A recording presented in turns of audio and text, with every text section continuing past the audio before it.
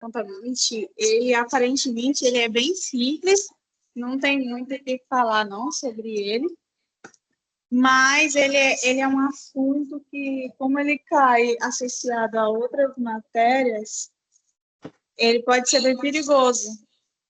Então, é importante, além de conhecer sobre a ISAI 20, né, a contabilidade, a gente tem que conhecer também sobre governança pública, administração pública ou controle da administração, porque vai vir tudo junto. Provavelmente, questões assim de alto nível vão vir, por exemplo, pedindo assim, item 1, item 2, item 3, para saber qual que está certo, entendeu? E aí a gente precisa saber desses outros assuntos aqui para poder responder questões de contabilidade. E o que é a contabilidade? A contabilidade é a prestação de contas associada à responsabilização que o gestor tem, mais a transparência dos gastos públicos perante a sociedade e aos órgãos de controle. Por exemplo, o governador, ele tem um dever de prestar contas, né, associado à responsabilidade dele, por isso que é um poder-dever. Então, ele deve prestar contas, e se ele não prestar contas da forma que deveria, ou se aparentemente tiver algo inconsistente com a prestação de contas dele, ele vai ser responsabilizado por isso. Transparência, porque ele tem que mostrar com o que foi gasto os recursos e qualquer outra coisa que ele recebeu do governo, ou seja, da administração pública, ele vai ter que mostrar para a sociedade com o que ele investiu, né? E aos órgãos de controle, ele vai ter que dar a eles todo o suporte para que possam fazer a investigação. Então, nós temos aqui, ó, o gestor público deve explicar suas decisões, deve prestar conta de seus atos e pode ser responsabilizado ou punido se agir errado. A ideia central da contabilidade é que o controle das ações do governo pela sociedade ou por instituições. Eu lembro que teve uma prova que eu fiz uma vez, que eu tomei pau nisso daí, né? Porque eu acreditava que o termo contabilidade era simples, eu só precisava saber sobre a contabilidade e pronto. Mas saiu uma discursiva perguntando como que era feito o controle social pela sociedade, quais que eram as formas. E eu vim com o conceito cru de contabilidade, né? Ah, não, prestação de contas, dever de prestar contas. E eu fiquei perdida. Então, a gente vai conhecer as áreas, as esferas, os tipos aí que é a contabilidade. Então, exemplo, já citei. Aí os elementos são transparência, prestação de conta e responsabilização. Transparência porque deve divulgar as informações, prestações de conta porque deve explicar como os recursos foram utilizados e responsabilização porque haverá punição se houver irregularidades. Esse mecanismo permite avaliar resultados e responsabilizar gestores. E os tipos de accountability são 3, que era um dos motivos pelo qual eu tomei pau na prova, porque eu não sabia que existiam 3 tipos de accountability, né? Para mim, a accountability era um só. E aí ele veio perguntando justamente o social, uma discursiva que eu verei. Então tá, a contabilidade vertical, horizontal e o social. O vertical é o controle feito pela população sobre os governantes. O horizontal é o feito entre uma instituição do Estado. Por exemplo, os órgãos de controle realizam a contabilidade horizontal. E a contabilidade social, que é o controle realizado pela sociedade civil organizada. É interessante frisar nesse nome, organizada, porque pode ser que seja mais de uma pessoa, pode ser órgãos, entendeu? Pode ser ONGs, pode ser qualquer tipo de sociedade que esteja dentro de uma organização e que faça essa prestação de contas. Aí vamos falar agora sobre a contabilidade vertical. É o controle feito pela população sobre os governantes, né? Exemplo, eleições, votos, plebiscito, referendo, pressão da opinião pública, é onde o cidadão controla o governo. É as formas de accountability vertical. Vai que isso aí está lá na tua prova, você já vai ter que citar aqui os exemplos e você cita esses. Perguntando lá o que é a contabilidade vertical, CID e tal. Está aqui, ó.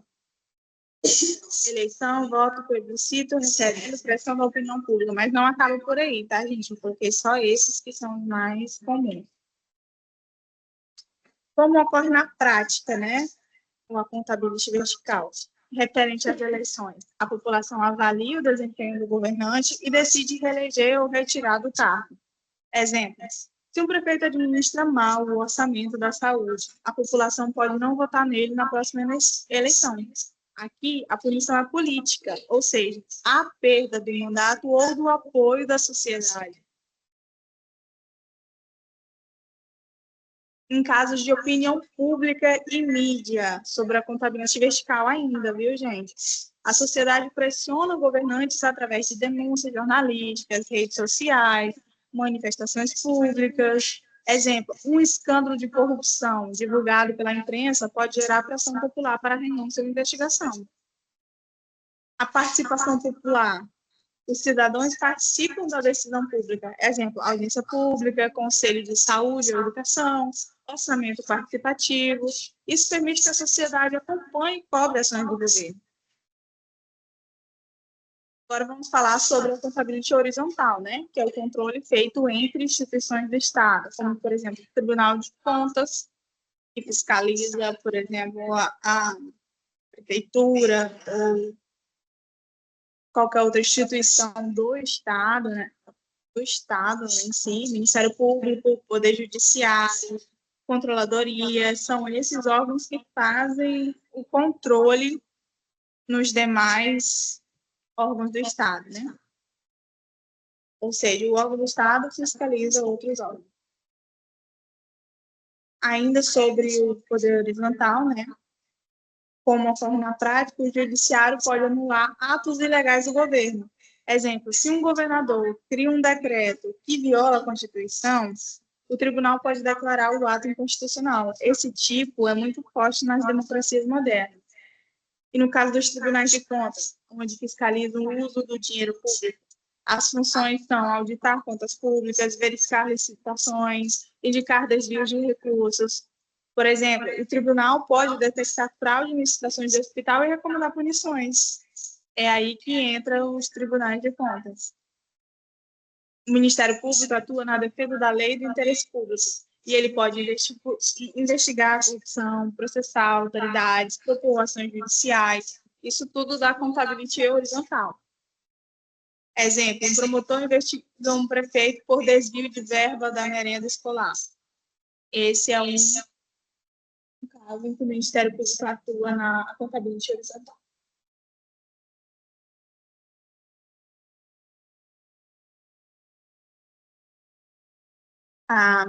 Eu trouxe um passo a passo para que possa ser entendido melhor, né? Como que funciona esse contabilidade no Ministério Público. Por exemplo, um cidadão faz uma denúncia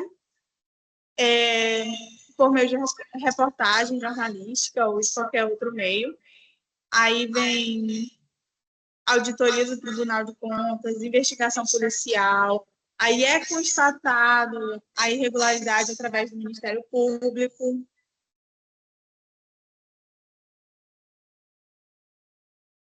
Depois de constatar a irregularidade, o Ministério Público abre inquérito civil, o promotor solicita o documento da prefeitura, descobre superfaturamento em contratos, o Ministério propõe ao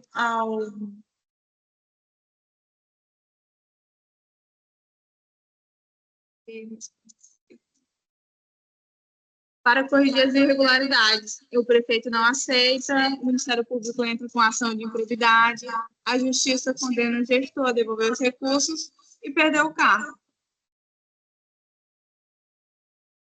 Como funciona a respeito das controladorias na contabilidade horizontal, né? Os órgãos internos do governo que fazem a auditoria administrativa. Exemplo, a CGU. A função é detectar irregularidades dentro da própria administração pública. Aí chegamos para o último tipo de accountability, né, que é o social. onde o controle é realizado pela sociedade civil organizada, como eu falei, ONGs, empresas, movimentos sociais, conselhos de política pública.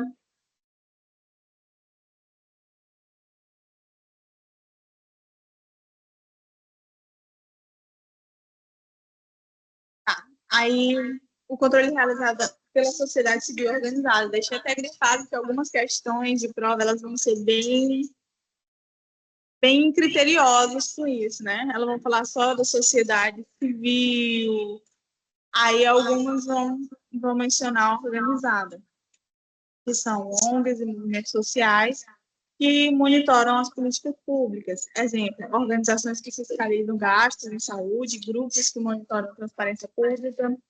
E temos também o caso da contabilidade social, que é o caso do jornalismo investigativo, onde a imprensa revela irregularidades. Exemplo clássico, reportagens que mostram esquemas de corrupção ou desvios de verba pública. Exemplo, quando sai lá no Fantástico, lá, aquela matéria completa, explicando como que foi a lavagem de dinheiro do governador X ou do presidente Y. E um resumão, assim, em geral, para que a gente entenda, né? Os tipos de fiscalização são 3. Horizontal, vertical e social. O vertical é realizado pela população, é ela que faz a fiscalização. E o meio em que é feita essa fiscalização e exercido esse controle é através das eleições por meio do voto. E o horizontal quem fiscaliza são as instituições do Estado, por exemplo, os tribunais, os ministérios públicos, como a gente já tinha mencionado, né? E o social é a sociedade civil organizada. Exemplo, as ONGs, a imprensa. Aqui é mais uma só para fixar mesmo. Vertical, cidadãos controlam governantes. Horizontal, instituições controlam instituições. E sociedade organizada fiscaliza o governo. Sobre a SAI 20, eu trouxe a letra de lei, né? Vamos dizer assim, a lei seca, do jeito que está escrito lá, porque é exatamente isso que vai cair na prova, nas questões lá de verificar o item 1, 2 ou 3, ele vai perguntar exatamente o jeito que está escrito aqui. Então, é importante saber. Eu vou dar uma lida bem rápida para vocês, porque isso daqui é coisa que a gente só aprende lendo e relendo. Não tem poção mágica. A SAI 20 menciona sobre a contabilidade o seguinte: é um manualzinho de 7 páginas, divulgado pelo Tribunal de Contas da União, que diz que o Estado de Direito e a democracia são fundamentos essenciais de auditoria independente e responsável do governo e são pilares da Declaração de Lima. A independência, a contabilidade e transparência das entidades fiscalizadoras superiores são pré-requisitos essenciais para uma democracia baseada no Estado de Direito e permitem que essas entidades fiscalizem, por exemplo, o aumento da sua credibilidade. Quanto à contabilidade, a transparência são 2 elementos importantes de boa governança. A transparência é uma força poderosa que, quando aplicada de forma consistente, pode ajudar a combater a corrupção, melhorar a governança e promover a contabilidade. É difícil separar a contabilidade de transparência. Ambas englobam muito das mesmas ações, como, por exemplo, a comunicação pública. Ou seja, são 2 termos que, apesar de se complementar, são quase a mesma coisa.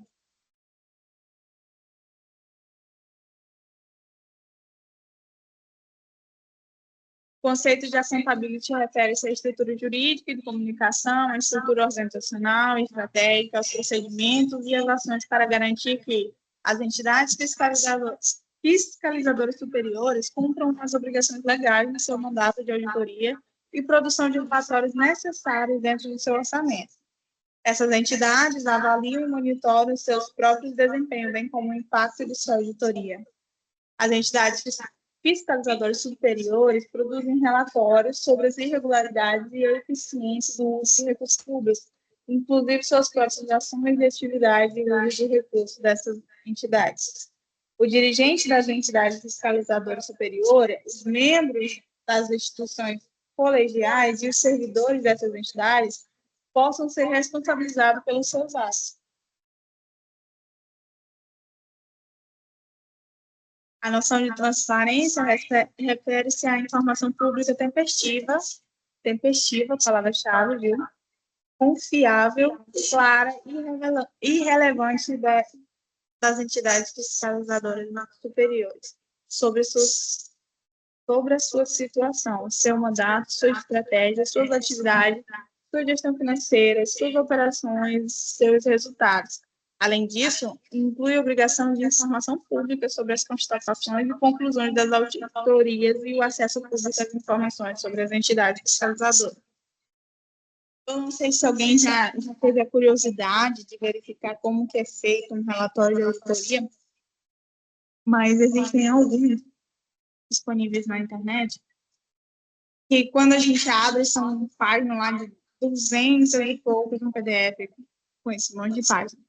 As primeiras páginas são sobre isso. Estão informando quem é a entidade que está fiscalizando, aí mostra lá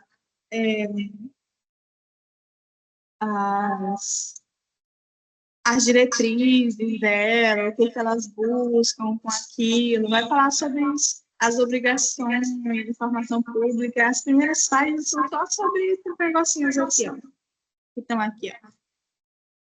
As estratégias, a atividade, a gestão financeira, o que aquele relatório busca, antes de verdadeiramente falar sobre a auditoria em si, né? Caso alguém tenha ficado com dúvida, as entidades fiscalizadoras superiores no Brasil são o Tribunal de Contas da União, o TCU, o TCE e os TCMs em alguns estados. Ele não existe em todos os estados, né? E, de forma resumida, né, a SAI coleciona 9 princípios, alguns vão mencionar 8, mas é porque um deles é muito próximo do nono, né? Então, eles juntam como se fosse só 8, mas cai na sua prova mencionando sobre 9 princípios, é 9. Fala sobre a base legal, mandato amplo, missão e estratégia transparente, normas de auditoria pública, processo de auditoria transparente, os resultados a serem divulgados, a comunicação com os stakeholders, ética institucional e prestação de contas das entidades fiscalizadoras superiores. Como eu disse, é um livrinho de 7 páginas, em que ele vai explicar como que funcionam os 9 princípios. Ó, o princípio 1 é tudo isso aqui, ó. De forma resumida, eu mencionei sobre base legal, né? Onde as funções da entidade fiscalizadoras deve haver uma base legal que prevê a contabilidade e a transparência. Por exemplo, elas devem possuir uma legislação e regulamento a partir do qual podem ser responsabilizadas, por exemplo, o próprio Tribunal de Contas, se ele agir de má fé ou idealizado de forma política e for constatado tal irregularidade, essa entidade fiscalizadora ela será responsabilizada pela forma como ela agiu, né? Então, ela cobra dos governantes, dos órgãos ao qual ela está fiscalizando, mas ela também é cobrada.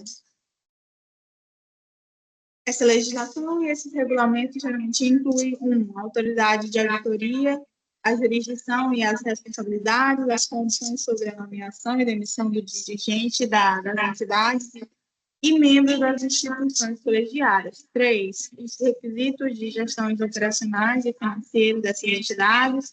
4. A publicação tempestiva dos relatórios de auditoria. 5. A supervisão das atividades dessas entidades. O equilíbrio entre o acesso do público à informação e a confidencialidade das evidências de auditorias e outras informações das entidades. Então, aqui nós mencionamos, por enquanto, 6, né? Só no princípio 1.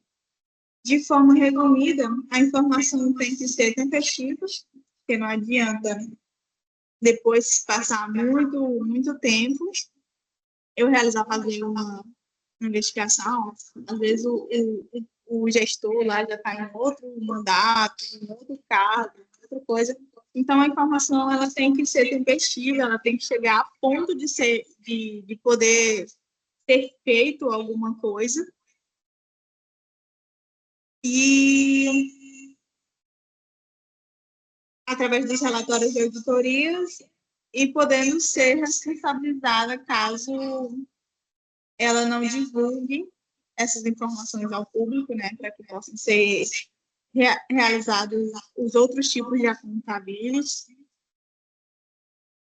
e sem viés político nem intencionamento. Essa foi a base legal, né? Elas têm que tornar público as entidades fiscalizadoras as suas responsabilidades, sua missão e sua estratégia. Se você for olhar num daqueles sites lá da Tribunal de Contas, controladorias, você vai ver que eles têm uma espécie de manual deles, onde vai constar tudo isso, as missões, os objetivos, essas coisas que tem aí em grandes empresas, a respeito de administração mesmo. As condições de nomeação, reeleição, aposentadoria, destituição dos dirigentes, o incentivo ao divulgar ao público as informações básicas. Pode ver que tudo aquilo que eu falei no slide anterior apresenta-se aqui de novo, só que é referente à possibilidade de eles terem seu próprio regulamento, né? Princípio 3 informa que as entidades fiscalizadoras devem ter os objetivos transparentes, os métodos, os processos, todos eles têm que ser dados de forma diferente, como foram realizados. Por exemplo, um relatório de auditoria, uma das páginas, eles vão citar tudo isso. Eles vão citar qual foi a metodologia utilizada, quais foram as normas que eles utilizaram para fazer aquele relatório, se está em conformidade ou não com os princípios fundamentais da auditoria da Intosai. Eles vão detalhar bem. Então, se você ainda não viu, se você ainda não teve curiosidade de olhar como é um relatório de auditoria, eu suponho que depois que você dê uma lida novamente nesse slide, que eu vou divulgar lá no grupo, você retorne para um PDF desse disponível na internet e dê uma olhada, que você vai conseguir associar tudo isso daqui que está sendo falado a um relatório de auditoria lá de 200 e poucas páginas. Ainda sobre o princípio 3,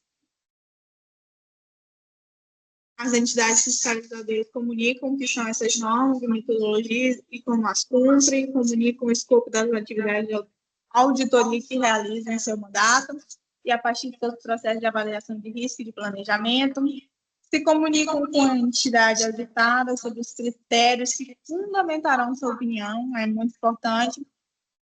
Quando eu trabalhava num outro órgão público, a saber, na Polícia Rodoviária Federal, chegava sempre documentos assim, né, da controladoria e tal, não, mencionando, tal dia será feito uma auditoria e os critérios serão esses. Aí mandavam uma lista informando como que seria feita a fiscalização.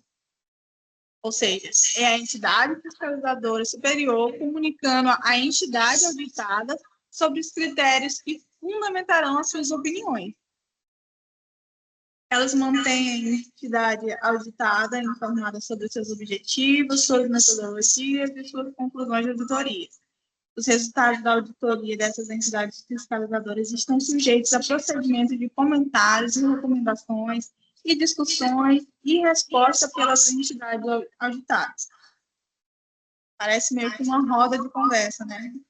Onde eles vão mencionar os resultados que eles acharam, a entidade auditada ela vai poder como se ela tivesse o direito à ampla defesa, né? Se eu puder colocar aqui dessa forma, que aí ela vai dizer, não, ó, quanto a esse documento, aqui, ó, eu tenho esse que embasa, que te mostra que não é bem assim, entendeu? É como se fosse a possibilidade de reavaliar para ver se está tudo certinho mesmo.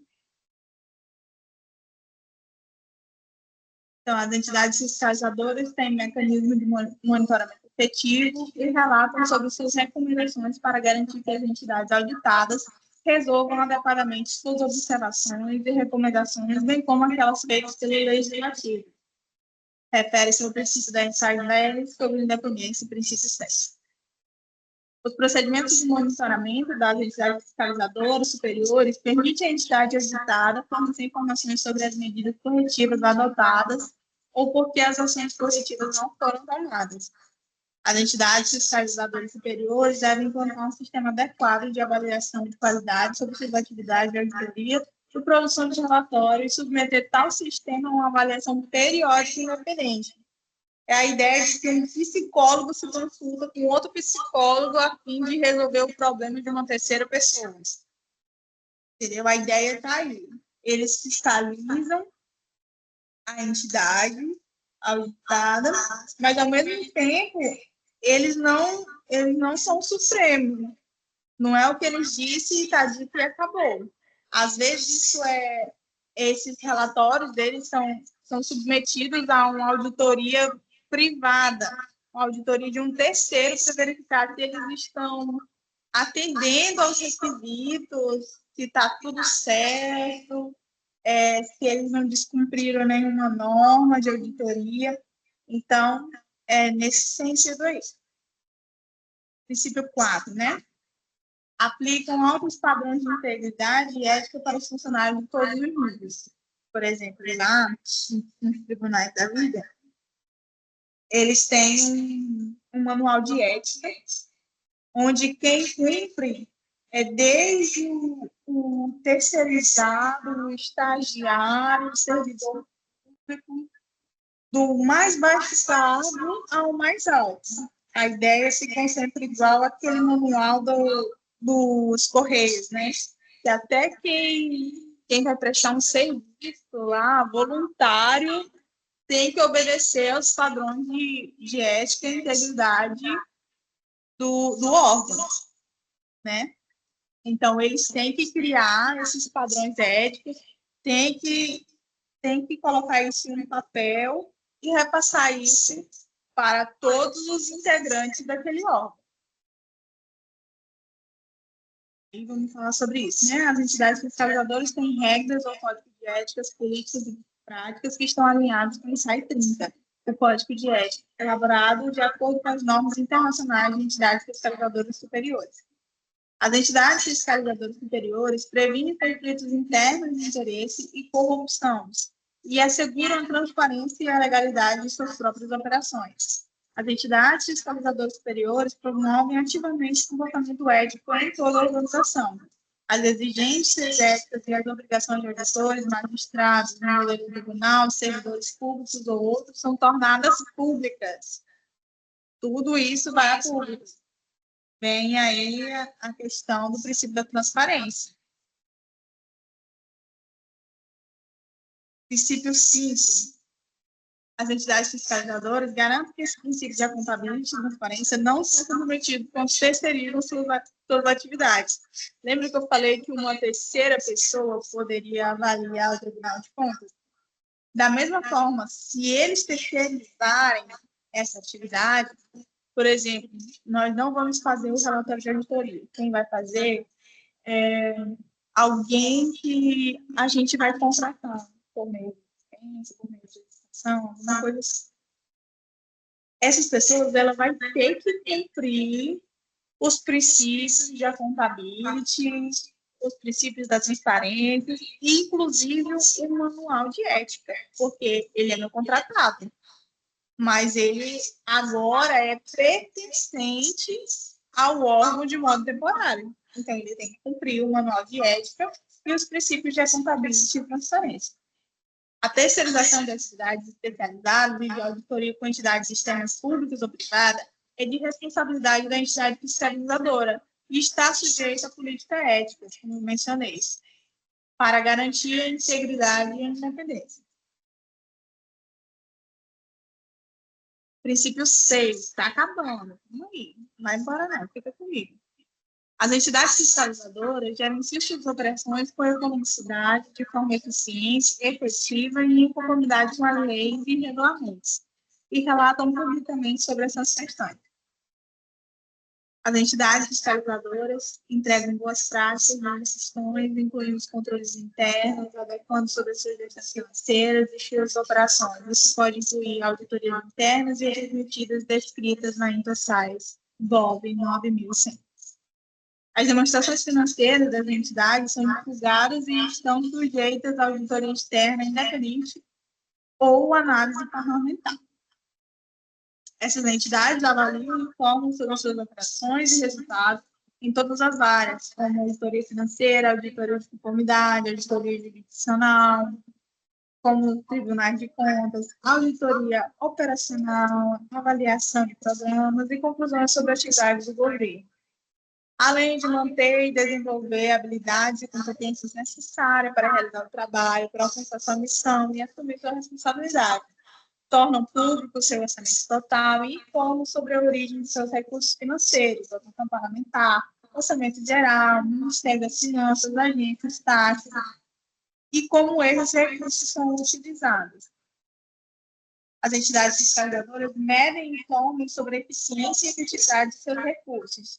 Também utilizam comitês de auditorias compostos por uma maioria dos membros independentes para analisar e corrigir para a sua gestão financeira e processos de comunicações. As entidades podem utilizar indicadores de resultados para avaliar o valor do trabalho de auditoria para o legislativo, os cidadãos e outras partes interessadas, a fim de monitorar sua visibilidade pública dos resultados e o impacto por meio de feedback externo. Atualmente, na minha cidade, não sei se são em todos, mas no meu estado, agora, o Tribunal de Contas, ele está com um programa chamado A População Escolhe e o TCE Fiscaliza. Eles fazem uma enquete, eles disponibilizam um link para você botar em quais são as obras do Estado que você gostaria que sofressem auditoria, né? Sofressem a devida fiscalização. E as pessoas votam e o Tribunal de Contas vai fazer todas as diligências e verificar se aquela obra seguiu exatamente os trâmites que deveria, se o dinheiro foram destinados para onde deveria, enfim, faz a sua atividade, né? Então, tudo isso é passado pelo controle social e é uma forma de integrar o cidadão aos relatórios das entidades superiores. Isso tudo é avaliado por um terceiro, né? Saber se o Tribunal de Contas está agindo por meio de interesse próprio ou se ele está realmente fazendo o seu trabalho apenas, né? Se ele não está agindo por viés político, logo agora, nesse período de eleições. Então, Tânia, oi. O seu áudio está tendo um pouco de eco, está um pouco difícil de entender o que você está falando, mas dá para ouvir um pouco. Tá, deixa eu verificar a parte que você lê dá para acompanhar, mas a parte que você só fala fica meio difícil. Mas não tem problema, dá para continuar assim até o final. Por mim, dá para continuar. Vou verificar aqui. E agora? Está um pouco melhor. Deu certo. Tá ótimo. Certo. As entidades fiscalizadoras superiores podem utilizar indicadores de recursos para avaliar o valor do trabalho, auditoria para o legislativo, cidadãos e as outras partes interessadas. Essas entidades monitoram sua visibilidade pública, os resultados e o impacto por meio de feedback externo. As entidades relatam publicamente os resultados de suas auditorias e suas conclusões sobre as atividades gerais do governo. Tornam públicas suas conclusões e recomendações resultantes da auditoria a menos que sejam consideradas confidenciais por leis e regulamentos especiais. Elas relatam as medidas de monitoramento tomadas com relação às suas recomendações. São constituídas como tribunais relatam as sanções e penalidades impostas a contadores ou gestores. Estamos falando sobre o princípio 7, tá? As entidades fiscalizadoras relatam também publicamente os resultados gerais das auditorias, por exemplo, a implantação geral do orçamento do governo, a condição e as operações financeiras e o progresso geral da gestão financeira, se incluída no seu marco legal a capacidade profissional.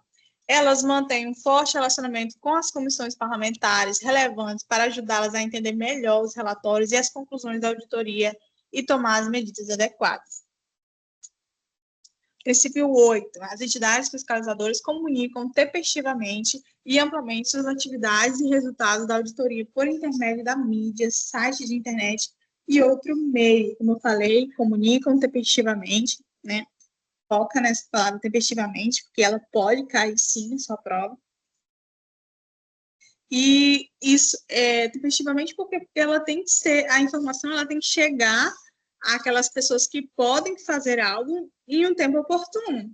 Então, se eu fiscalizo e a minha informação só vai chegar depois, quando já não se pode fazer mais nada, o trabalho de auditoria ele foi em vão.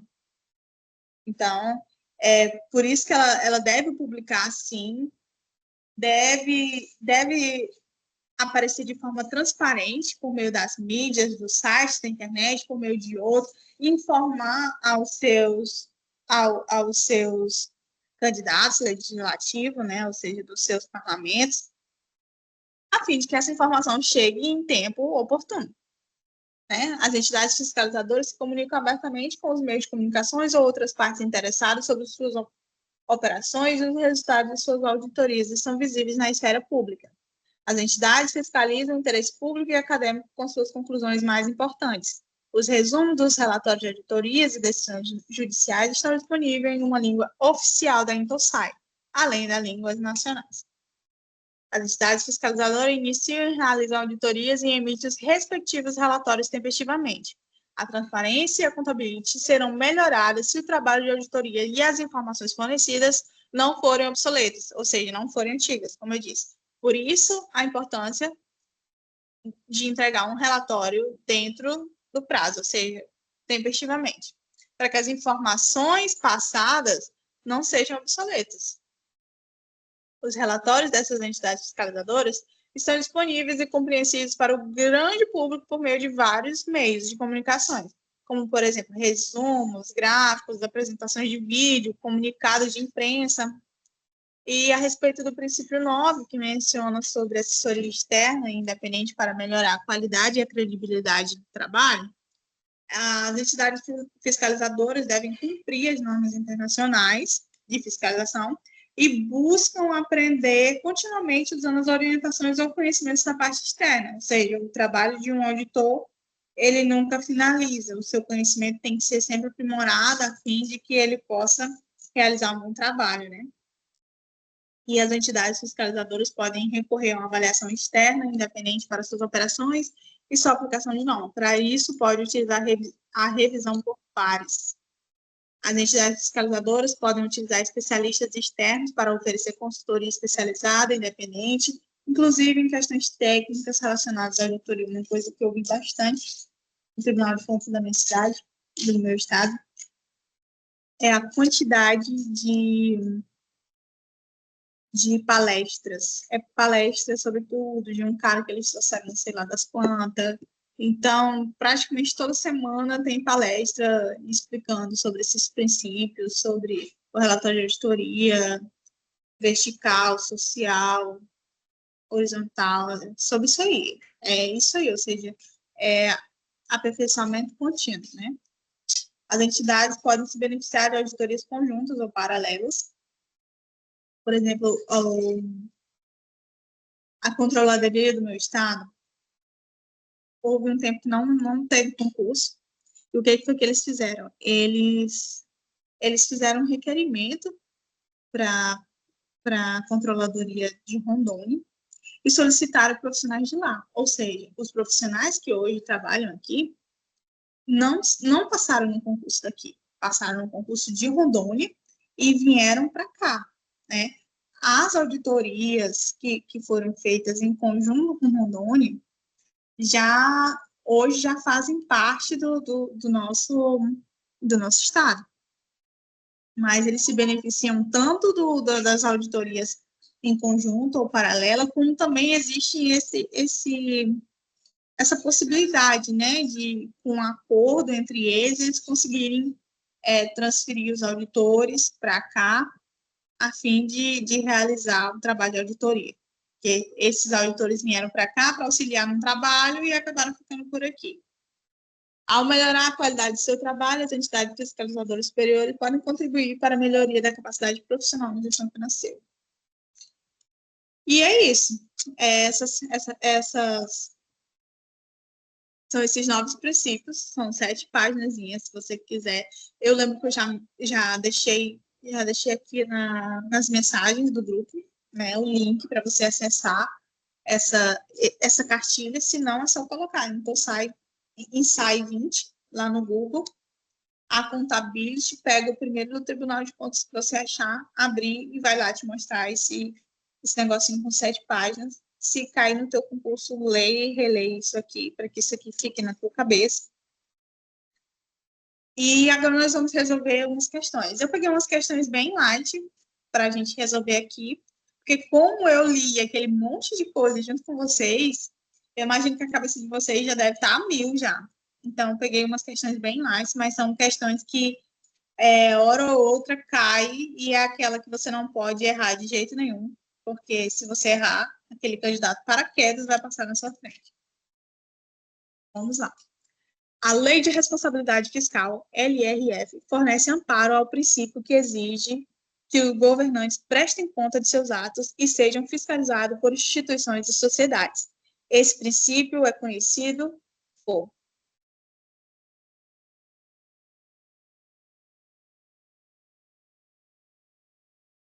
Prestação de conta é accountability, né?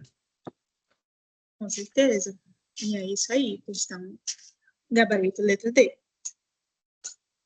Questão 2. Assinale a opção que apresenta atividade de auditoria pública que contribuem para a transparência e a accountability no uso de recursos públicos.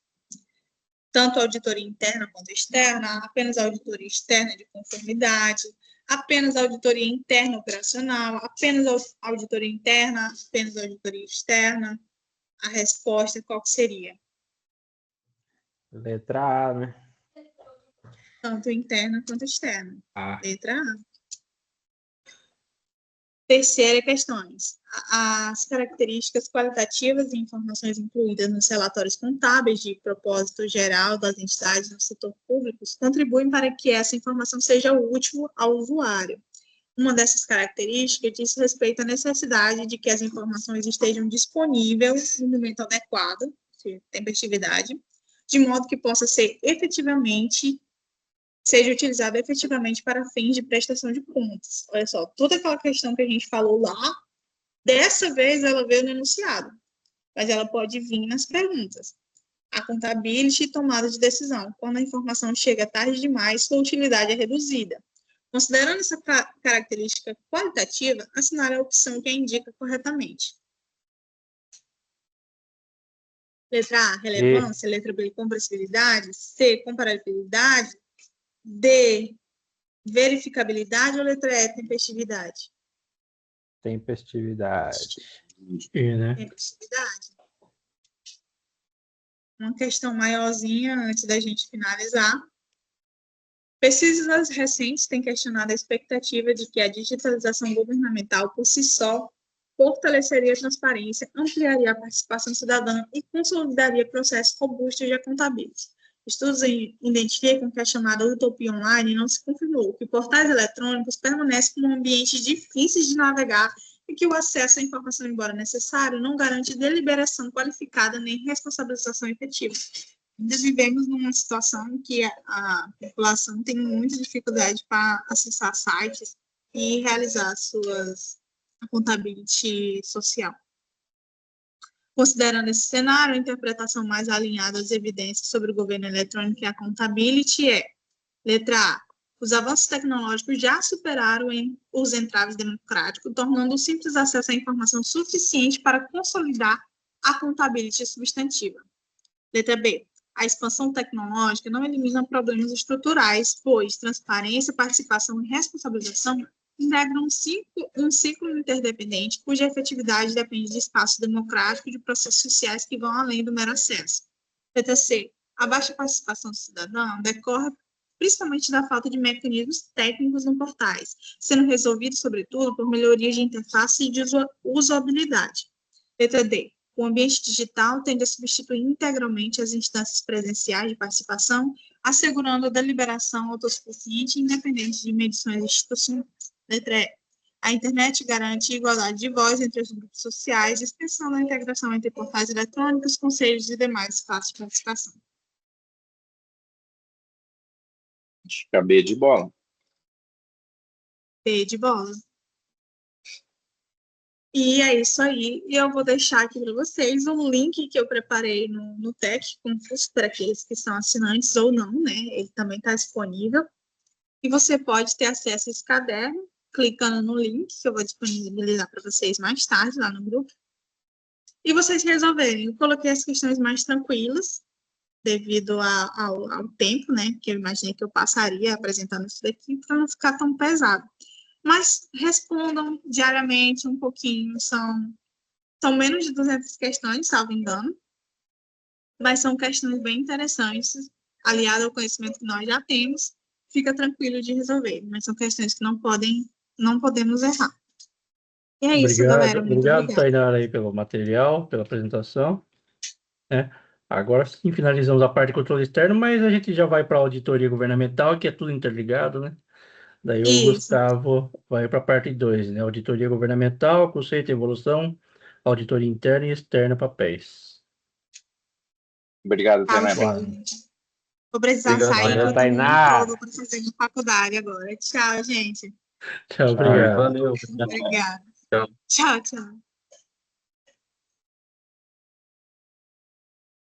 Boa noite, meus amigos. Boa noite.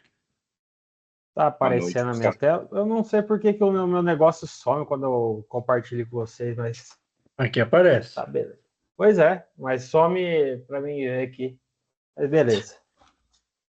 Porque eu tô no tablet aqui, né? Mas daí ele some, eu só vejo o tablet daí. Puxa, aí. Aqui tá Beleza, aparecendo. vamos lá. Aham. Então, aqui eu vou primeiro fazer um adendo, porque a segunda parte minha seria sobre normas internacionais, né? Normas internacionais de aplicação, normas internacionais para exercício profissional da auditoria. Esse tópico, ele é igual, na verdade, ele é só uma definição, porque as próprias normas brasileiras foram copiadas das normas internacionais. Então, basicamente, todas as normas que a gente usa hoje em auditoria é das INTOSAIs, das INSAIs, né, e da IFPP. Eu vou fazer depois o panorama, mas a minha aula vai já englobar as duas partes da Vai matéria. ser tudo interligado nessas três partes. Uhum. Então, Vai ser, os dois tópicos vão ser juntos, porque não tem como separar um do outro, visto que é o próprio assunto, né? Então, sim. Vamos lá. Brevemente, eu vou fazer bem rapidão aqui a evolução histórica da auditoria, porque não é um tópico tão cobrado em concurso, é mais para situar, né? As normas da INTOSAI, né?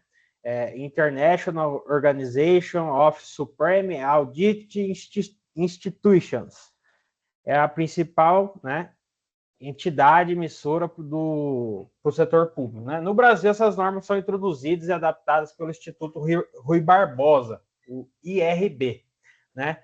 Aí elas são transformadas em NBASP, tá? Então, já para vocês se ligarem, né, a história e as normas internacionais é a mesma coisa, né? Então, elas são as Intossais, né? Quer dizer, Intossai é a organização, né? A Organização Suprema de Institutos de Auditoria. As ISAIs, né? Vou até escrever aqui agora que eu lembrei que eu posso aqui, ó. Intossai é a instituição, tá? E ISAI são as normas que a instituição produz. E quando a gente traduz para o Brasil, viram NBASP. Tá? Só para vocês ligar, para saber que tudo é a mesma coisa, não muda nada uma da outra, é tudo igual. Todas as normas aí vêm do Instituto de Auditoria, que é a Intossai. Então, como começou isso aí, né? Os princípios, né, fundamentais das NBASP ou da Intossai definem o que é a auditoria do setor público e estabelecem o princípio ético e de qualidade. As NBASP de 200, 300 e 400 detalham como realizar os 3 tipos de auditoria, né? A auditoria financeira é a 200, a operacional é a 300, a de conformidade é a 400.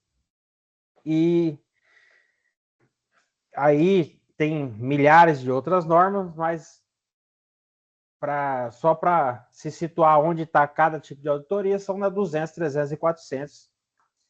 Se você quiser pegar para estudar determinado tipo, é ali que vão estar. NBASP 200, 300 e 400. Aí a gente tem as instituições quanto interna e externa, né? Enquanto a Intossai foca no controle externo, né, que é de TCU, TCE, a gente tem a IIA, né, que é Institute of Internal Auditors, que seria o Instituto de Auditores Internos, né, que daí emite as normas de IPPF, né? A gente usa muito pouco essas normas de IPPF na auditoria. Deixa eu só escrever aqui. Tá vendo? Tava esquisito aqui. Ó, IPPF são as normas, né, de auditoria interna. Mas o controle externo, como diz, não faz controle interno. Ele pode até auxiliar o controle interno nos testes, mas é pouco utilizado para nós. O pessoal da área fiscal utiliza mais do que a gente, tá? Para a gente, basicamente, a gente só tem que saber o que é uma coisa e o que é outra, porque não cai em prova para a gente essa parte de auditoria interna. Mas eu vou detalhar para vocês. Então, aí a gente tem algumas normas específicas, né? Para os grupos dos contadores, né? Dos nossos queridos contadores. No Brasil, elas são convergidas, né, pelo Conselho Federal de Contabilidade como NBCTA. Quando você vê ISAI, NBASP ou NBCTA, nada mais é do que as próprias normas das ISAI, novamente transformadas, né, simplesmente traduzidas para o português para usar aqui no Brasil. Só que as NBCTA são mais voltadas ao setor privado. Elas são de base técnica para auditoria financeira. Mas, como os auditores de tribunais de contas também fazem auditoria financeira, obviamente com um outro olhar, né? A gente acaba usando daí a NBASP 200, né? Em vez de usar NBCTA, né? Opa, deixa eu pegar aqui. NBCTA. A gente vê muito o pessoal usando no TEC como fundamento de resposta as NBCs, né? Porque ela se confunde com a NBASP 200, né?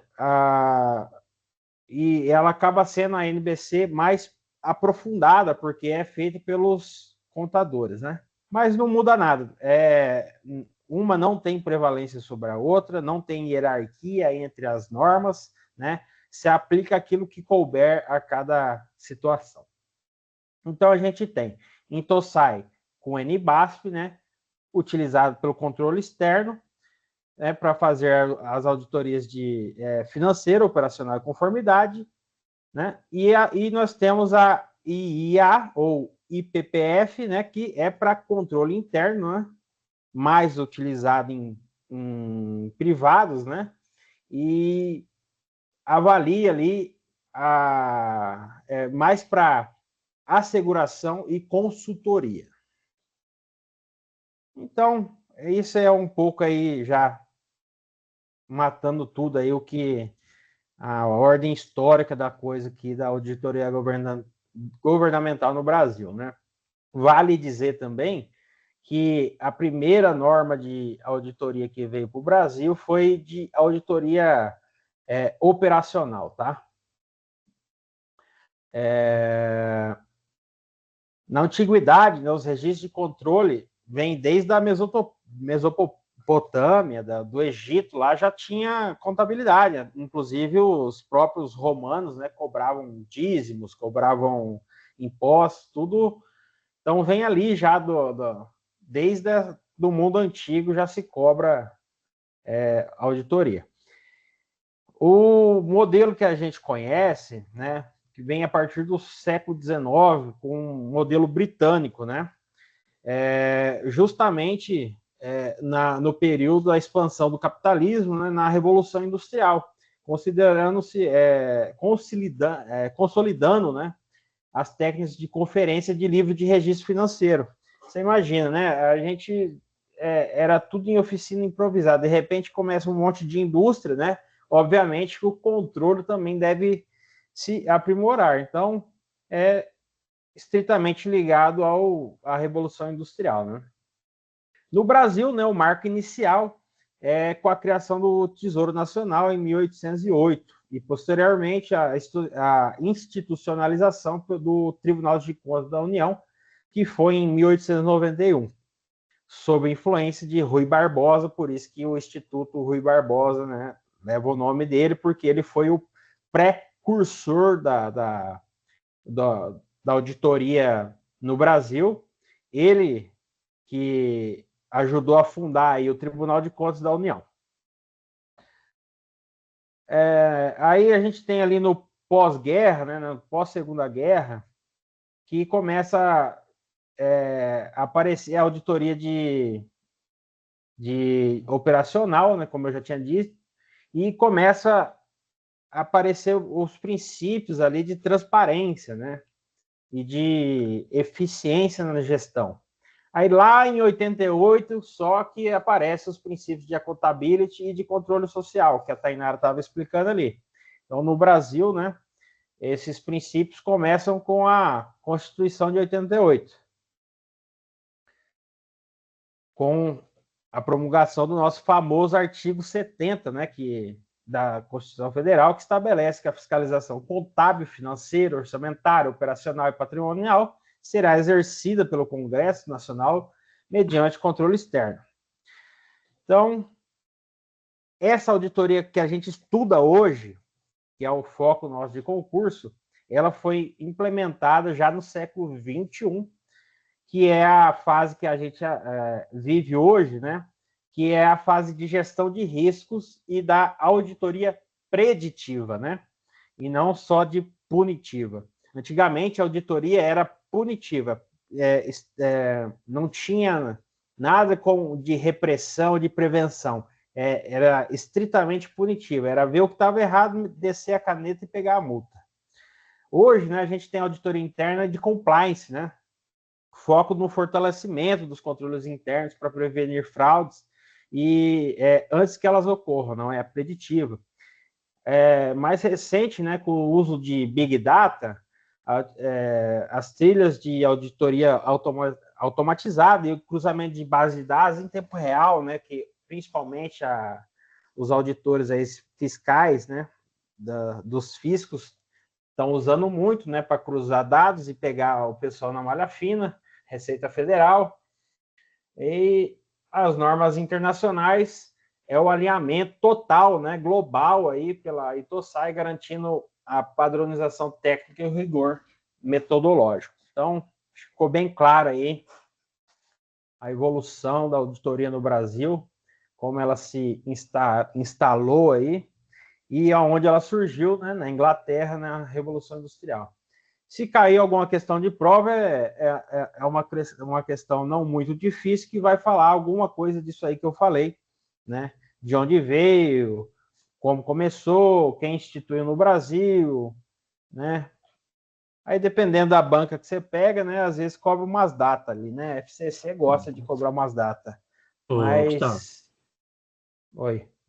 você está mudando o slide? Aqui está parado no primeiro slide. Não mudei. Eu só estava contextualizando. Agora que eu vou começar a apresentação. Daí, no caso, está falando do histórico, né? Do histórico que não é muito de cair, né?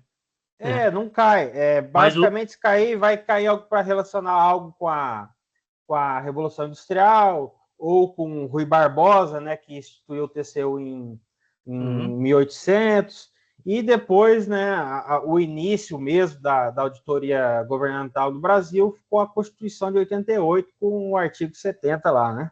Sim.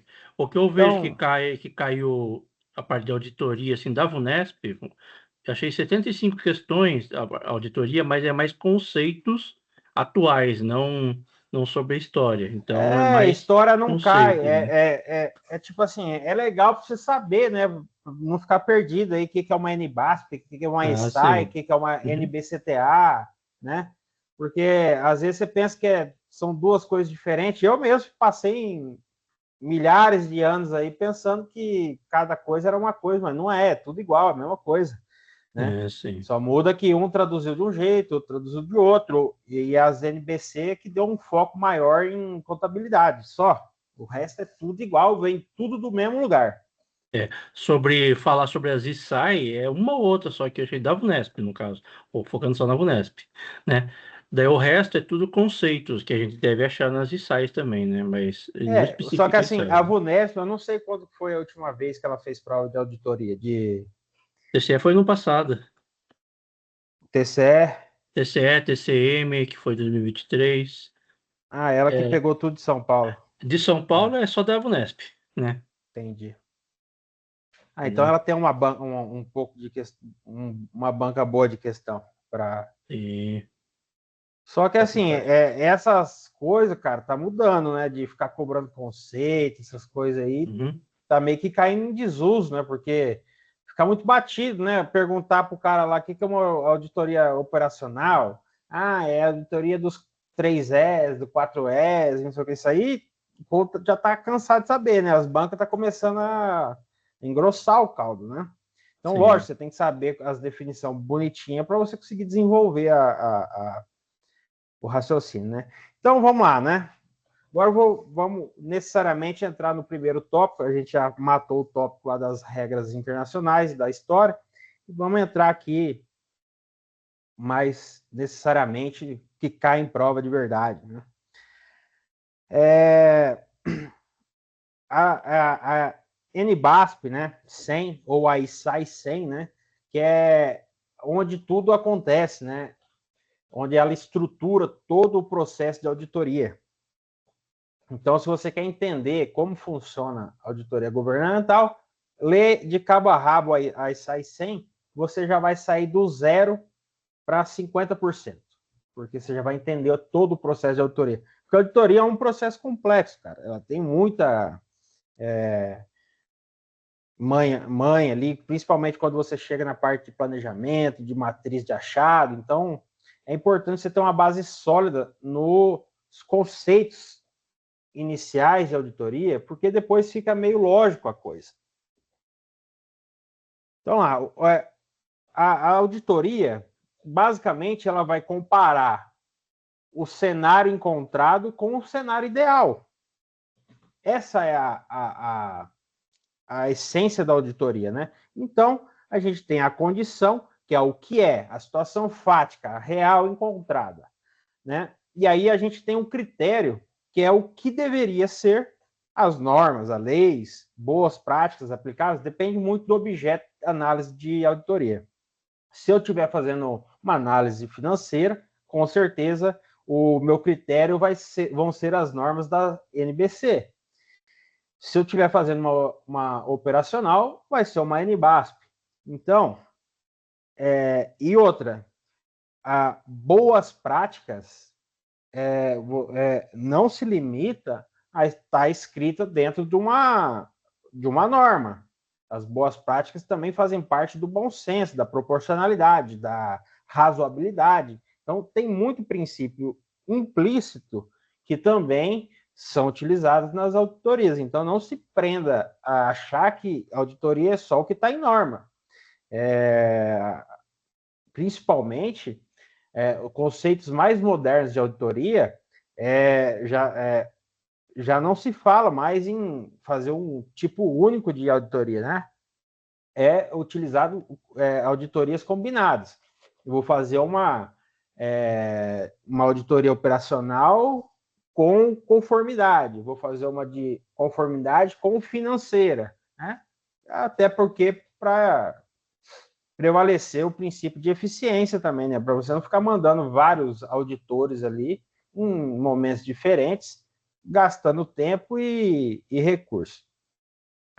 Então, o resultado dessa comparação gera os achados, sejam eles não conformidades, conformidades ou até boas práticas, né? Então, aqui a gente já tem, nesse slide aqui, todo o processo, toda a lógica da auditoria. É você achar a condição, que é o que você encontrou, né, via evidências suficientes e apropriadas. A gente vai ver bonitinho o que é isso. Critérios, que é o que deveria ser, o que você deveria ter encontrado lá que não encontrou, ou o que você encontrou que está melhor do que deveria ser, que seriam as boas práticas. Então, elementos básicos aqui de qualquer auditoria, né? Nós temos o triângulo aqui das 3 partes, que seria o auditor, a parte responsável e os usuários previstos. Isso aqui cai em toda a prova, tem uma questão disso aqui, né? O que acontece? O auditor, somos nós, quem conduz o trabalho com independência, né? Que é representante dos tribunais. A parte responsável, que é quem elabora ou gera o objeto, né? Exemplo, gestores públicos, dirigentes, ou seja, é quem está sendo auditado ali, né? Quem gerou o fato que vai ser auditado, né? Por exemplo, uma prefeitura que recebeu verba para construção de uma escola lá, e o tribunal foi lá auditar. Então, o tribunal é o auditor, né? A parte 1, vamos chamar assim, né? Essa parte aqui. A prefeitura seria a parte responsável, pode lembrar assim como responsável pelo dinheiro empregado, né? Então, a parte responsável. E os usuários previstos é para quem o relatório é elaborado, né? Pode ser para a Câmara Legislativa, para a Assembleia Legislativa, pode ser para o próprio cidadão, pode ser para o próprio tribunal, numa tomada de contas especial, né? Então, é para quem vai ser feito o relatório. Então, os usuários previstos é esse pessoal aí.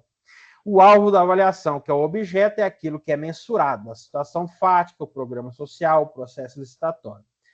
Critério, as referências utilizadas para avaliar o objeto, leis, regulamentos e informações sobre o objeto. O resultado da mensuração, as demonstrações contábeis, resultantes da avaliação de informação financeira. Aí a gente tem as clássicas, né? 3 tipos de auditoria, que é financeira, conformidade e operacional. Eu vou passar mais reto, porque isso aqui vocês já estão batidos de saber, né? O que é importante saber é que a financeira é sempre um trabalho de certificação com asseguração razoável. A gente vai melhorar isso aqui depois, mas isso aqui as palavras-chave para você acertar qualquer questão, né? Porque ela sempre vai estar escondido ali que tipo de auditoria que deveria ser, e você vai conseguir identificar ela, porque é um trabalho de certificação com asseguração razoável. Já uma conformidade pode ser trabalho de certificação ou relatório direto.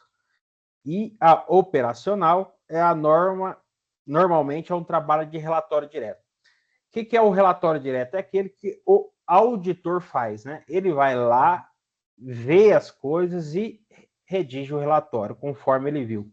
Um relatório indireto, ele vai pegar uma demonstração feita, por exemplo, pela auditoria interna do próprio órgão e ver se aquilo ali está consistente. Então, não é ele que fez o relatório, ele vai auditar o relatório.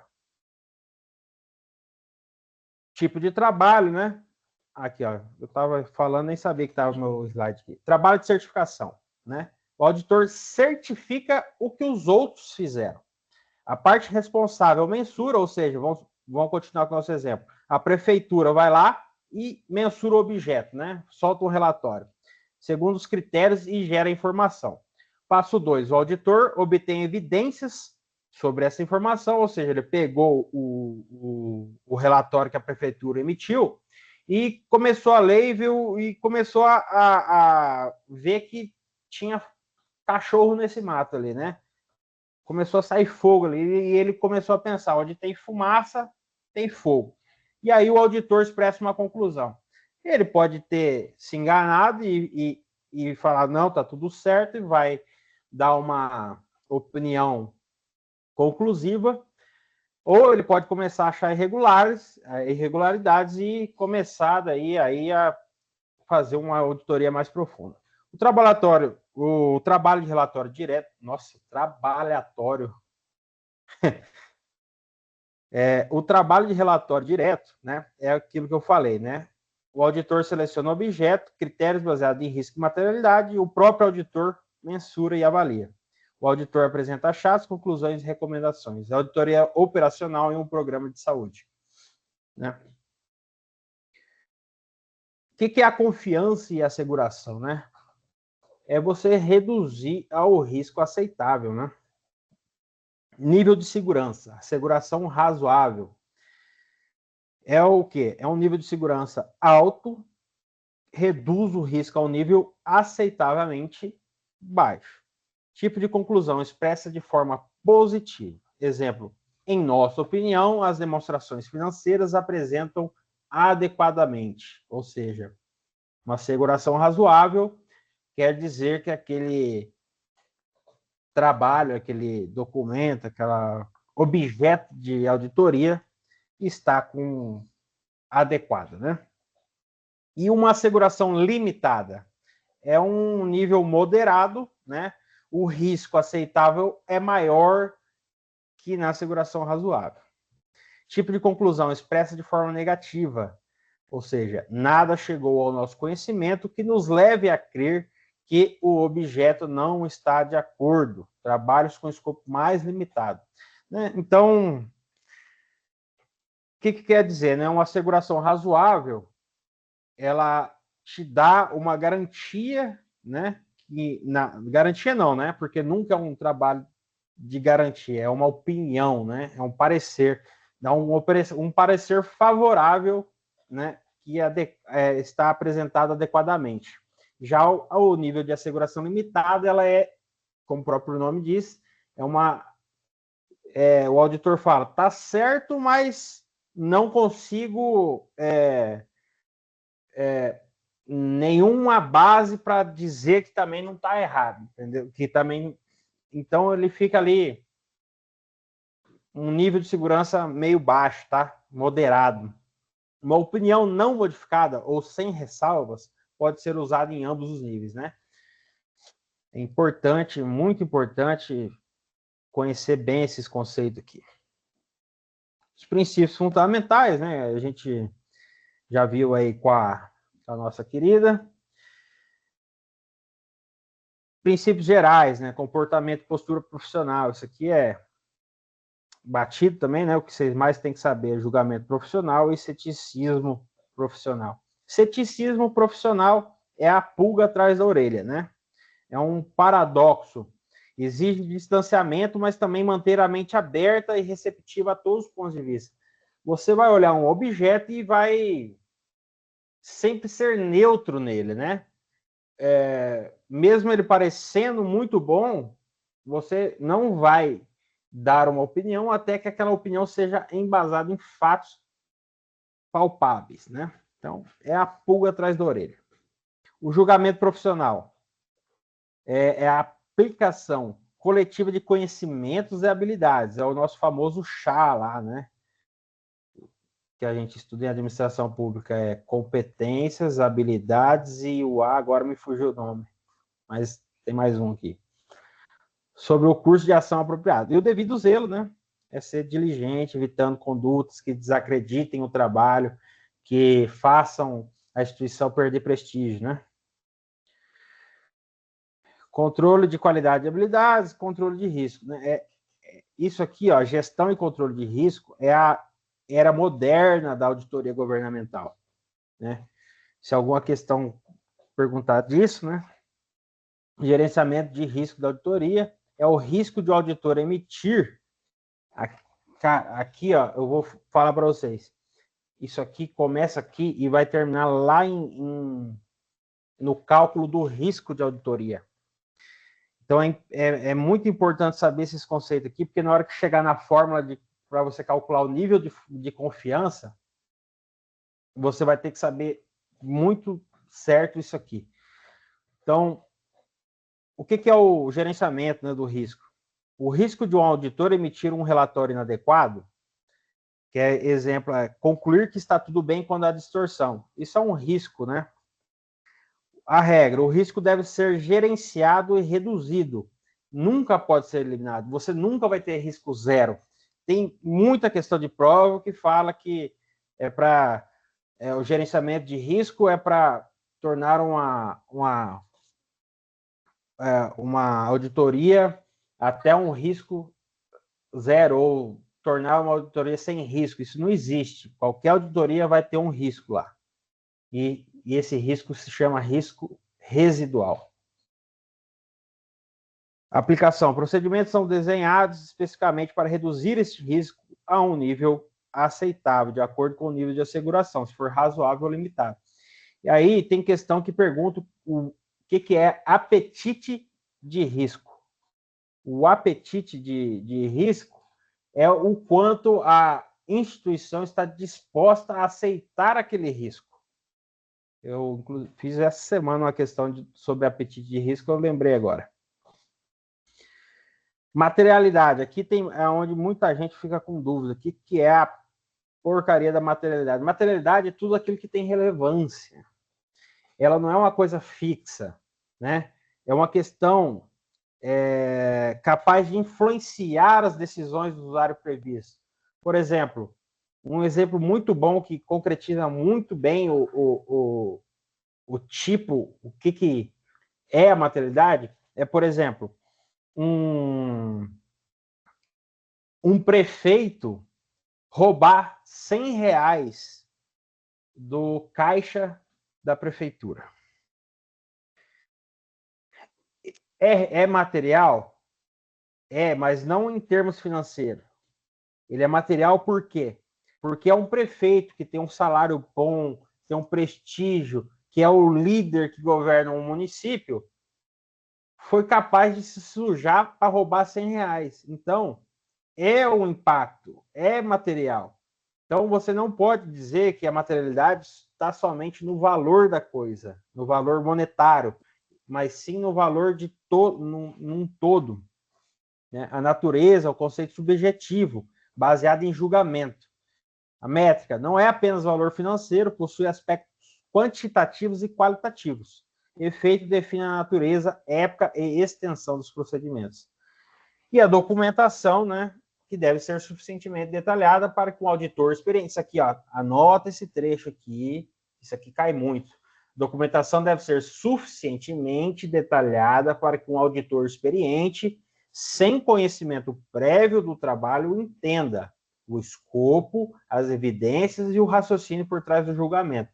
A banca tenta confundir aqui, falando que a documentação tem que ser detalhada para que um auditor especialista entenda. Tem que ser detalhada para que um leigo entenda. Não, não é o leigo, é o auditor experiente. Aí a gente entra aqui em... O planejamento não é da minha parte, né? Mas tem um aqui, eu vou passar direto. Que a gente vai entrar daí definitivamente aqui em tipos de auditoria independente, que é a auditoria interna, né? E a auditoria externa. A auditoria independente, ela basicamente ela rege também a auditoria governamental, porque as normas são mais voltadas para o proceder do auditor, né? Que eu fiz mais ou menos um resumão disso aqui, né? Ela conceito moderno, né? Fim das caças bruxas, não é só para procurar nota fria, né? O conceito moderno de auditoria nos diz que é para adicionar valor e melhorar operações, avaliar eficácia de riscos, controle e governança. São 21 horas. A evolução da espécie, linha do tempo, né? Aqui, ó. A primeira fase foi contábil financeira, a segunda fase, conformidade e regularidade, e a terceira fase, operacional e desempenho. Auditoria interna, posição dentro da estrutura do poder subordinado. Aqui, vou ler isso aí, porque agora que nós vamos começar aqui, ó. O que é auditoria interna, segundo a NBCTI 01? Objetivo: assistir a administração no cumprimento de seus objetivos. Lembre-se, auditoria interna para você matar as questões de auditoria interna, você tem que pensar assim, que a auditoria interna ela está ali para ajudar a organização a chegar, a alcançar os seus objetivos. Feito isso, você já consegue focar no que a auditoria interna faz. Porque na hora que começar os testes, começa a confundir. A auditoria interna não se confunde com controle interno. Veja bem, mas faz parte desse, porque a auditoria interna, ela testa, ela avalia os controles internos diariamente. A auditoria interna propõe normas, mas não as implementa, porque quem implementa é a administração. Note que cada linha dessa aqui, ó, já foi uma questão de prova, tá? Então, preste atenção. A auditoria interna propõe normas, mas não as implementa. Quem implementa é a administração. Planejamento da auditoria interna. Diretrizes estabelecidas pela administração. Você está vendo? Aqui já temos uma diferença gritante entre externa e interna, que é a independência, não é nem independência, é a independência de escolha mesmo do que vai ser feito, né? O auditor externo ele é totalmente livre naquilo que ele vai fazer. Já a auditoria interna, ela é focada em trazer insumos para a administração tomar conhecimento e providência, né? Então, fraude e erro, assessorar a administração no trabalho de prevenção, obrigando-se a informá-la sempre por escrito de maneira reservada. A prevenção e detecção de fraudes é atribuição da administração. Tá vendo como a auditoria interna é como se fosse o órgão auxiliar da administração. E o Tribunal de Contas é o órgão auxiliar da Assembleia Legislativa. Riscos.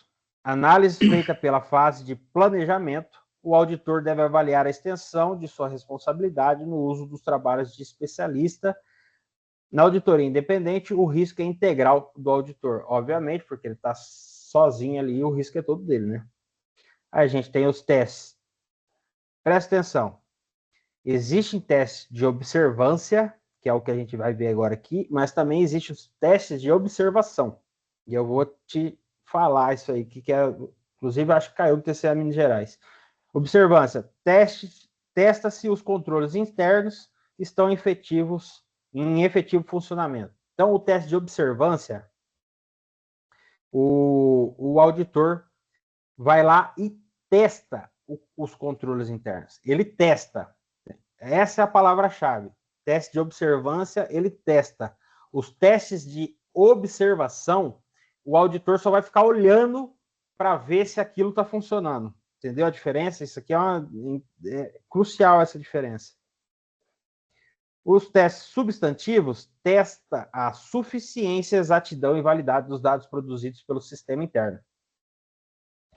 Então, suficiência, exatidão e validade é as palavras-chave para os testes substantivos. O mnemônico mais famoso disso é o SEV, tá? Então, os testes substantivos é o SEV. Suficiência, exatidão e validade. Relatório. Recomendações a serem tomadas pela administração, apresentado a quem tenha solicitado ou a quem este autorizar. Pode emitir relatório parcial, exemplo, caso de providência imediata. Então, a gente viu aí que a auditoria interna é o órgão auxiliar da administração, né? Vamos ver bem certinho agora aqui, ó. A auditoria interna, quem que é o sujeito da auditoria? É o próprio funcionário da empresa, um contador com CRC, né? E a externa? A externa pode ser uma empresa ou um profissional independente, né? Contador com CRC, técnico ou não. Finalidade, melhoria na interna, melhorias no controle, nos controles operacionais, e a externa é opinar, veja só. A interna, ela dá a sugestão de melhoria. A auditoria externa jamais, nunca, never vai dar sugestão de melhoria. Isso cai muito em prova, em tudo que é tipo de auditoria. Eles botam lá que o auditor tem que dar recomendação, tem que não sei o quê. Não existe isso, o auditor não recomenda nada. Porque lá na auditoria operacional, tem um trecho que fala lá que, no final da conceituação, bem como se há espaço para melhorias. Se há espaço para melhorias, a turma começa a confundir com o auditor da sugestão de melhoria. Não é isso. Se há espaço para melhorias, é o quê? O auditor falar assim, esse negócio tá bom, mas podia melhorar. Mas ele não vai dar uma alternativa para aquilo. Ele só vai falar, isso aqui tá bom, mas pode melhorar. Pode ficar melhor. Esse é o ponto. Então, jamais auditor fala nada que ele só vai criticar. Opinar. Ele só vai opinar. Ele a só vai palavra criticar, é opinar. né? Só criticar. Tem muito para melhorar ainda. Mas como? É. Aí se virem, né? Se vira.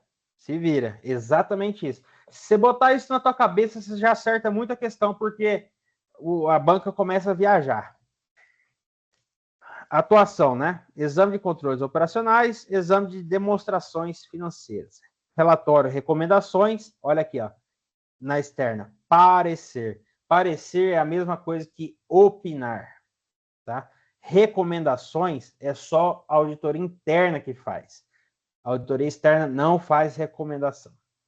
Grau de independência é mais restrito, porque ela é subordinada à administração, e a externa é uma independência ampla, né? Ninguém manda em auditor governamental, a não ser o próprio auditor acima dele ali, que é o líder dele, né? Mas prefeito, governador, ninguém manda em auditor. Os interessados no trabalho na interna é a própria empresa, e na externa pode ser a empresa ou o público geral. Responsabilidade é trabalhista, porque é um CLT, e na externa é um profissional civil e criminal. Continuidade. A interna é contínua, iterativa é a palavra que mais aparece. E externa é aquela periódica, né, que faz a cada tempo, né? No caso, parecer de contas de governador, parecer de contas de prefeitos, que são anualmente, né? Essa seria uma continuidade periódica, ou pontual, que é aquela que saiu a fumaça lá e vamos ver se tem fogo. Tipo de auditoria. A interna, ela é contábil e operacional, e a externa é mais contábil. Aí a gente já viu aqui, né, os princípios éticos. Isso aqui, ó, cai muito em prova, é só você lembrar desse mnemônico ICO, né? ICO. Isso aqui já me salvou uma vez numa questão, não acho que isso aqui é besteira. Na hora da prova você não lembra nem a pau. Então, grave o mnemônico ICO, né? Que é os requisitos para o exercício da auditoria, ou seja, os princípios éticos. E aí, um alerta: ceticismo não é princípio ético, mas uma postura do auditor. Os princípios são integridade, objetividade, competência e zelo profissional, competência e conduta profissional e confidencialidade. Lembre-se que o sigilo deve continuar mesmo após o término e que existem exceções ao sigilo permitida por lei e autorizada por clientes inscritos e exigida por lei e o dever profissional de divulgação. Vou passar mais rápido aqui para a gente poder terminar. Aí temos alguns objetivos gerais do auditor. Isso aqui eu vou mandar para vocês. Que é olha só. Isso aqui, ó, não são objetivos. O resto tudo é objetivo, mas o que cai em prova é o que não são objetivos. Identificar erros e fraudes, garantir a integridade, que todos os lançamentos estão corretos, assegurar a viabilidade futura, opinar sobre eficiência. Isso aqui é o que mais cai, ó. Assegurar a viabilidade futura.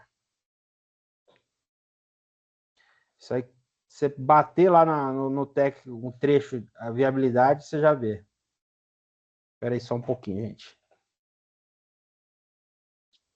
Pode voltar um pouquinho, Gustavo, uma página anterior? Volta A sim. do IC3, Oi, ó, do ICO. Oi? Pode voltar no ICO, por favor?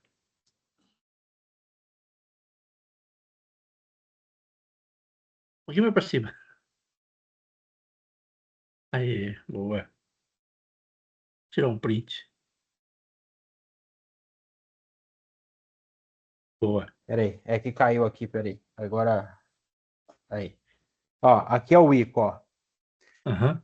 O ICO, isso aqui, acho que foi numa prova da FGV lá de Roraima, eu acho que eu tive que usar esse ICO aqui. Cai muito isso aqui. Boa.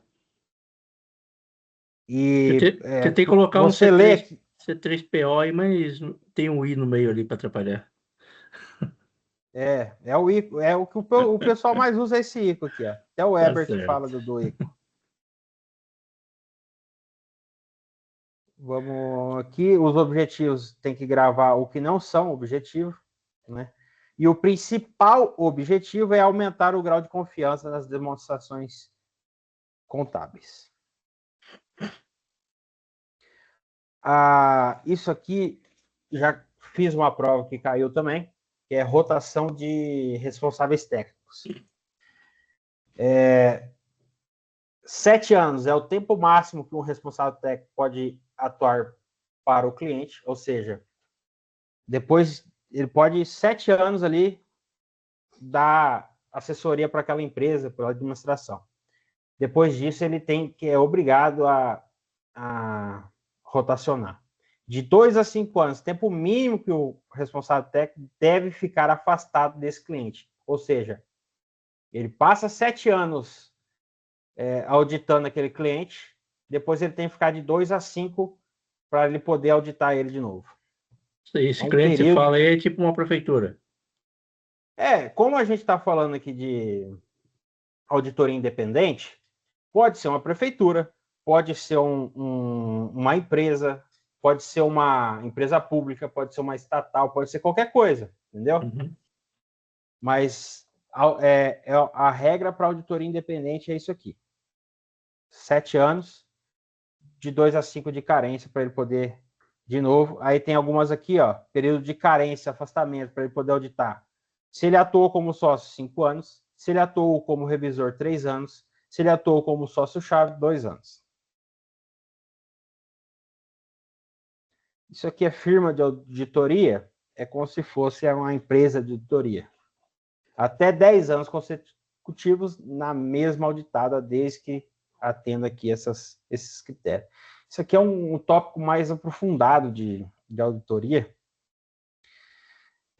Só para vocês saberem que pode cair. Mas ao longo da semana a gente vai ver mais detalhes sobre tudo isso daí. Isso.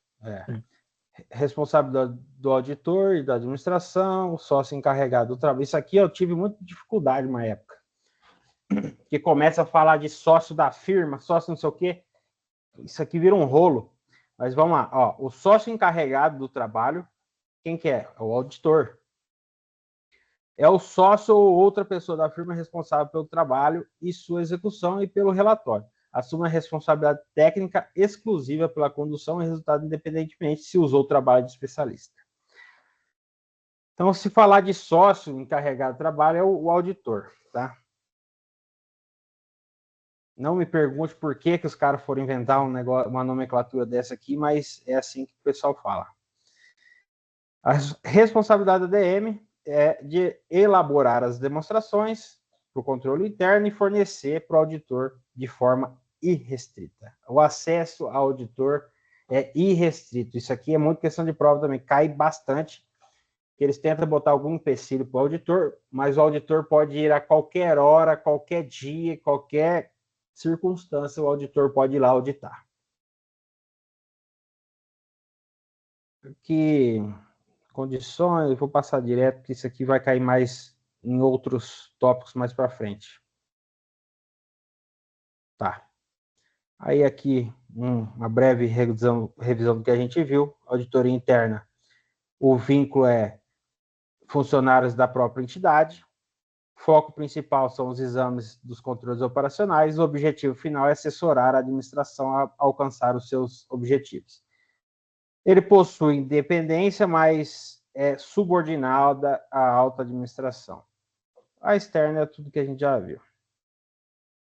Aqui tem um pouco dos pontos que a auditoria não faz, né? Aqui, ó, atestar a viabilidade futura da organização, garantir a eficiência da gestão, elaborar demonstrações, prevenir e detectar fraudes. Isso aqui pega muita gente, esse prevenir e detectar fraudes, porque não é um objetivo da auditoria. A responsabilidade primária é da administração ou da governança. O auditor apenas busca assegurar que aquilo ali está em conformidade, que não tem risco ali muito alto de falhar. E também garantir 100% de precisão, né? E tá um pouco aqui, paradoxo de segurança, DNA do auditor independente. Isso aqui é tudo meio que um resumo do que a gente viu até agora.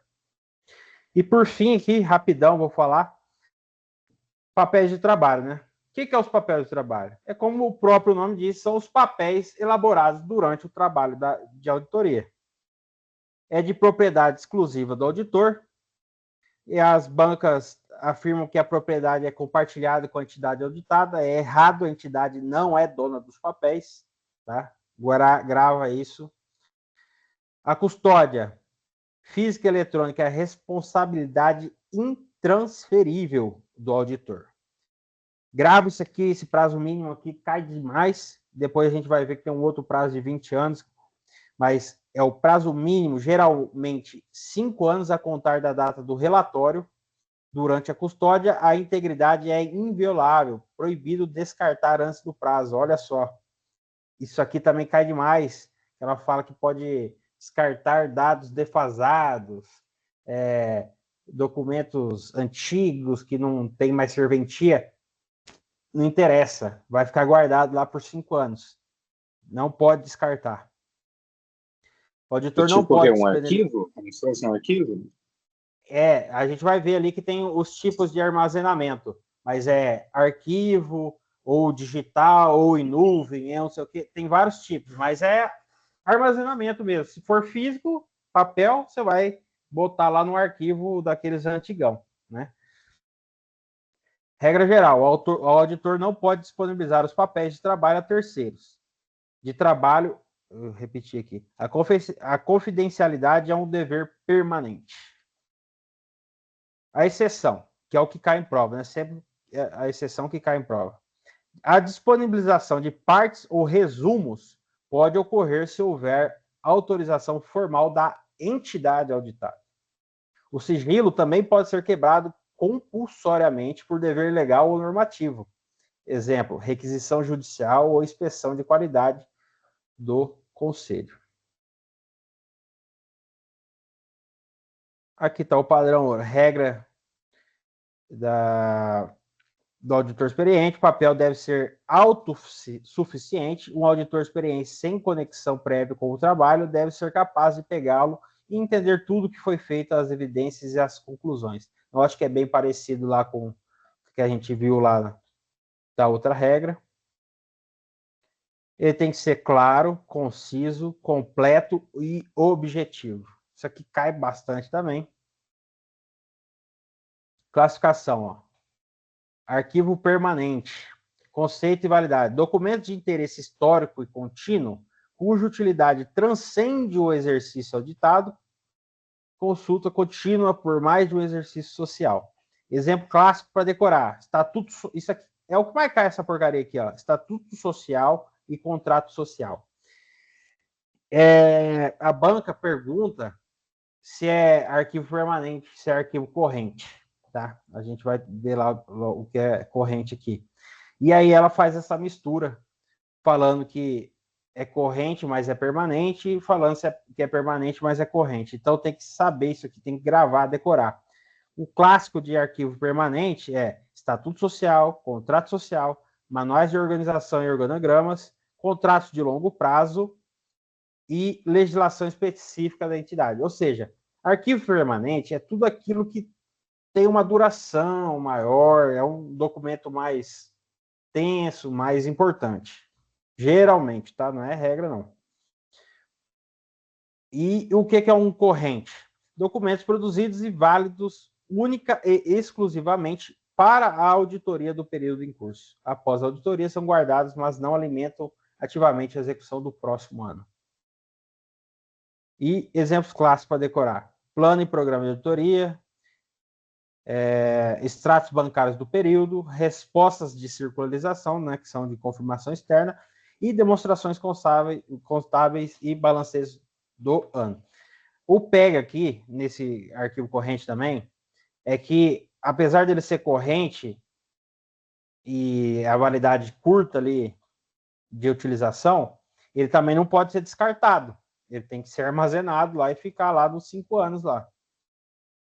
Aí tem algumas trilhas de elaboração dos papéis, né? O hiperlink físico do papel, ligações alfanuméricas entre diferentes papéis. É as referências cruzadas. Função, formar trilha de auditoria, permitindo a navegação rápida do balancete consolidada. Eu nunca vi cair em prova isso aqui, tá? Mas está lá na norma.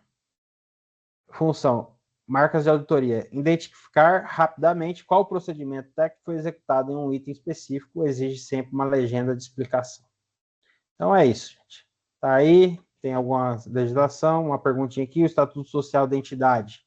Aqui, ó, é assim que cai em prova. Os contratos de financiamento de longo prazo e as respostas às cartas de circularização recebidos dos bancos compõem arquivo permanente da auditoria, visto que são documentos vitais para o entendimento de negócios e das obrigações da empresa ao longo do tempo. A gente viu aqui, ó, e o erro está bem sutil aqui, que é o quê? Que é o visto dos documentos vitais, circularização, aqui, ó, circularização, né, não é arquivo permanente, né? Agora, estatuto social é. Agora uma questão para vocês. Os papéis de trabalho são documentos elaborados pelos auditores durante a execução da auditoria governamental e devem conter todas as evidências e justificativas que fundamentam as conclusões do trabalho de auditoria. E aí?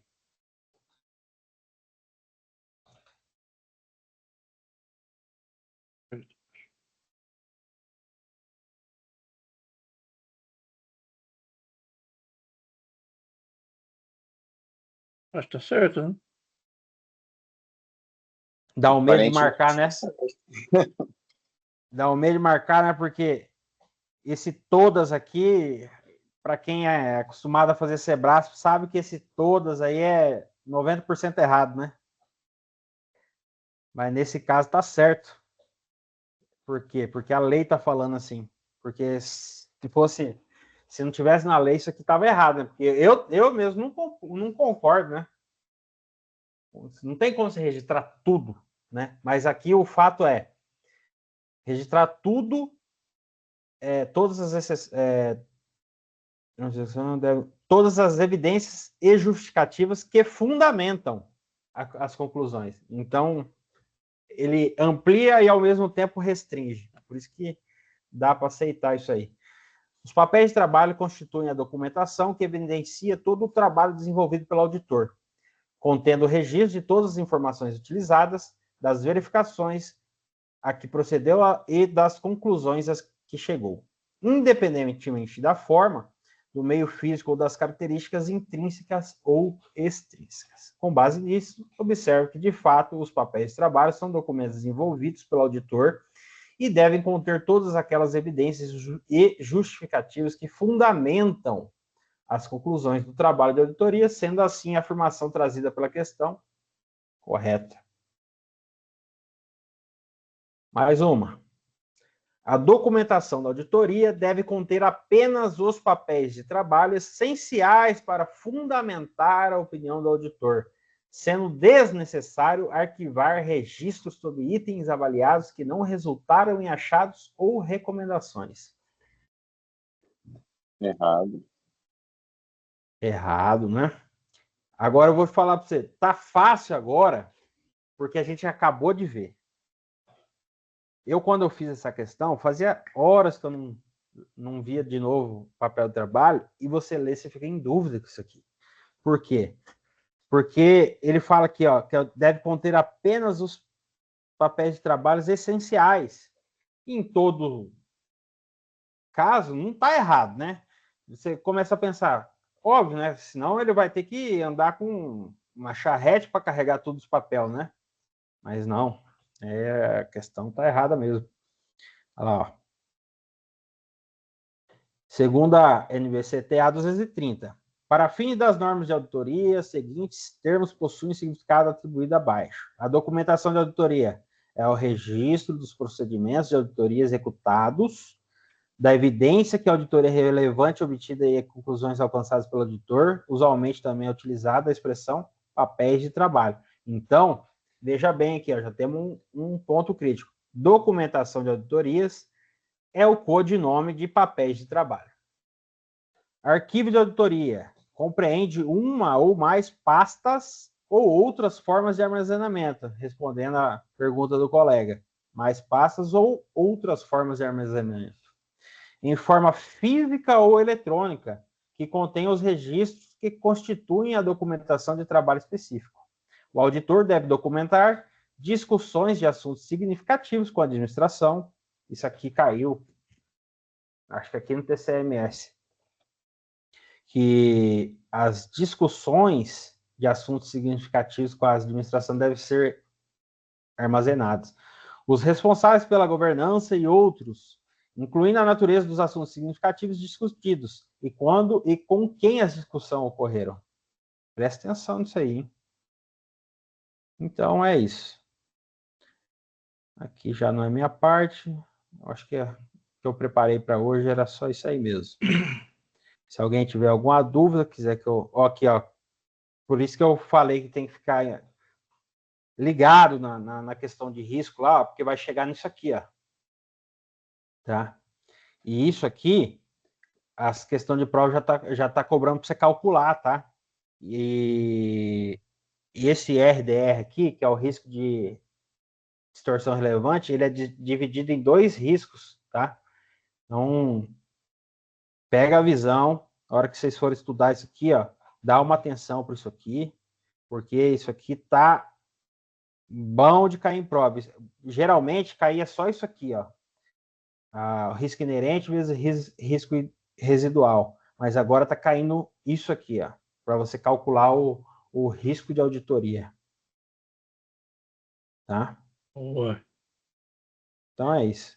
Depois eu vou mandar você fez um resumão de auditoria, né? Que a gente vai ver ao longo da semana, né? Porque assim, a auditoria, igual eu falei, ela é um processo complexo. É fácil entender o fluxo da auditoria, mas ela começa a aprofundar. Cada NBCTA ali, ela vai com um caminho aprofundando. Então, tudo que eu falei aqui, as próximas NBCTA vão aprofundar mais o assunto, igual que risco de auditoria, impacto, né, mapa de risco, né, já entra COSO, os tratamentos do risco, ó, e aí vai. E aí tem bastante questão aqui de... Esse meu material aqui já está com 302 slides. E eu não terminei ele ainda. Eu vou pedir um arrego para você para ajudar a separar os conteúdos do último edital do TCE de São Paulo, né?